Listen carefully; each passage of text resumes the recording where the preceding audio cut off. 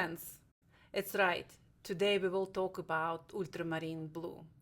And question comes always, why do Rublev colors have two ultramarine blues? In this case, we will show you its green shade and red shade. And as a pigment, it's almost impossible to see the difference. Today we will tell you why in our oil colors line we have two of these colors. Let's start like always from pigment, and we will make the paint today for you. First one from green shade. We probably will not touch much about history today, although we can say... We do have an article on the website, Natural Pigments website, that has much more detailed information about it. And we can say some interesting facts too, yes? Of course. What we need to pay attention, however, is right now in this video. What we're going to watch is how the pigment is made, and most interesting, how it behaves not only with linseed oil, but with walnut oil, which is one of the differences between the two green shade and red shade that we have. You notice now, I put quite a bit of oil, and still it felt not enough. So I put another one. And that's because ultramarine blue is a hydrophilic pigment. That means it loves water. And so it will disperse well in water, and actually it disperses quite well in oil, but it's poor wetting, as we noted there. And what that means is when you first add oil to it, it looks like, which is what Tatiana is explaining, that it looks like it doesn't mix into a paste. But as you grind it, you see that it's too soft. So you add more pigment to it. If you never heard us in our classes, we always talk about ultramarine specific about that pigment, because when you mix that, put least amount of oil, mix it a little bit, leave for a couple hours, then pigment and oil will suddenly be a coherent paste, and then you can mix it, and probably even at that point you still overshoot the oil. So that's what I did here. That's why you added more pigment in there. Yeah. Yes. Typically it would be the opposite. You'd add more oil because there wasn't enough. But here you'll always overestimate the amount of oil. Now you can see how transparent this color is. Every time when you see on the grinding plate very light color, that means the oil, even if you see then it's dark, it feels like dark, looking dark, but it's very transparent.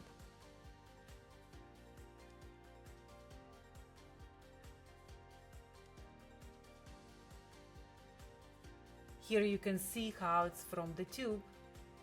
With mechanical grinding, which always results in actually more pigment load, because we can disperse it with mechanical grinding, and also a smoother paste. Usually that color is very long. If you don't know what long paint is, look our other programs and you can see, like now. See how it's stringy. Stringy. Mm-hmm. Yes, this is the biggest difference what we have for ultramarine from all other companies. Let's look at another pigment, ultramarine blue, red shade. And again, if we would go back to first our shot where the two pigments together, it's almost impossible to see. But when it's in oil, the difference, right? The difference between the two. Yes, and it's very subtle. Yes, and of course for us, since we can use spectrophotometer, so we can see the difference. But the biggest difference in the oil line of the Rublev colors, red shade is made with walnut oil. And that actually will remind you the ultramarine from most other companies. And not because they use the walnut oil, but because other companies using additives, where your ultramarine is fluffy and buttery. Notice here that walnut oil, interesting enough, wets the pigment better than linseed oil. And this is what we observe because you see here, Tatiana doesn't have to add much more pigment to it, and it wets the pigment quite well. So that's another major difference between the two colors, green shade and the red shade. And that's where comes the difference in two colors.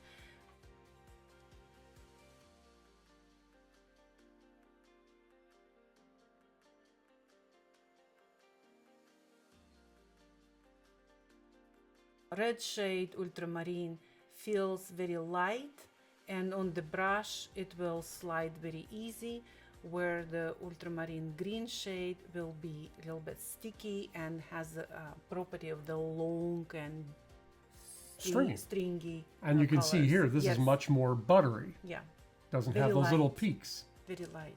So that's the main difference that we want to stress in this video between the two. Not so much the color, but the behavior is Yes. dramatically different. This time I will mix for you only with titanium white, both colors with titanium white. Usually we do with titanium and lead. I think it will be for another program.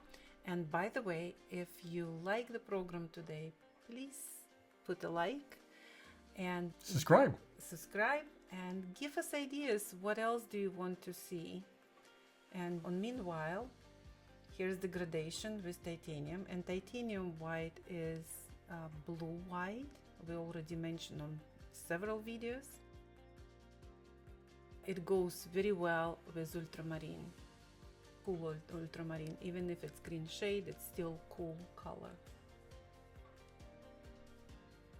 Now we'll see the comparison, and you're going to see it's very similar and very little difference between the two. As we mentioned, we will be showing, not in this video, but on the article that's accompanying the video, we're going to show you the spectrophotometer reading so you can see that there is a slight difference in the characteristics. But again, major characteristic, or the major difference, is its consistency, how it behaves under the brush. Now, reminder, ultramarine dries very long, and titanium white is prolonging that drying time too. So if you will mix with lead white, it will be different story.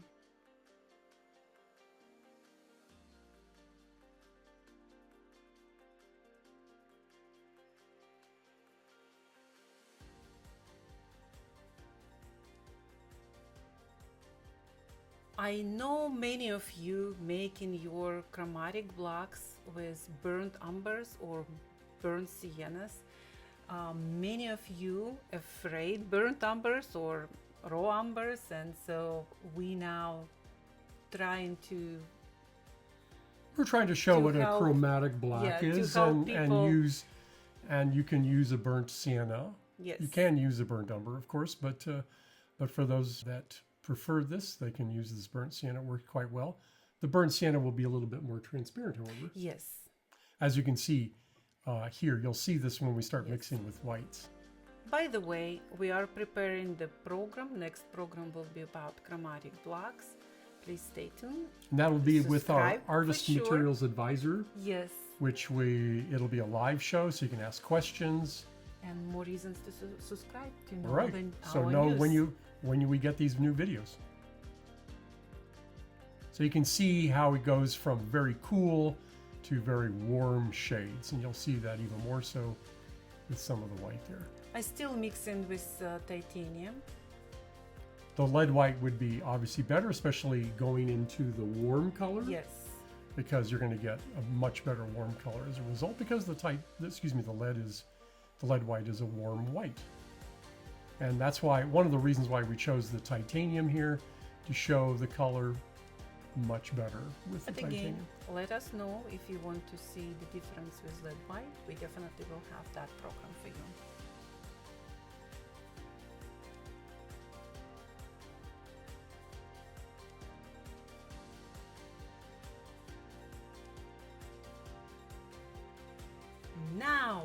see what greens we can do. For this part, I choose chrome yellow primrose because it's not as powerful, let's say, as the cadmiums, but still not as transparent like, let's say, yellow ochres. Chrome yellow is, there's three of them. There's a chrome yellow primrose, the light and the medium. And these colors you won't find anywhere else. Rublev is the only one that produces this color. It is, the chrome yellow primrose is a chrome yellow, or I should say, a lead chromate lead sulfate color. And this was a 19th century color. It's when it was invented. And we're showing it here with the blue, the ultramarine blue. Kind of also what the Impressionists would have definitely had on their palette, the ultramarine and the chrome yellows. You promised us a little bit history about ultramarine. Well, we can talk a little bit about ultramarine. We don't have too much time here, but the ultramarine, of course, is, or the natural ultramarine, designates the color from the semi-precious stone lapis lazuli. Ultramarine that we're showing here is the synthetic version, which was discovered and patented by a Frenchman in 1828. His name is Gmelin. There was two of them that had the patent, or I should say had the discovery, but only one finalized it. So that's the basic brief story, but we're going to have a much greater story on the article accompanying this video. Now, like always, on the end of the video, we are showing the difference between two colors, and again, here is only this titanium white. Thank you for being with us today. See you next time. Bye now.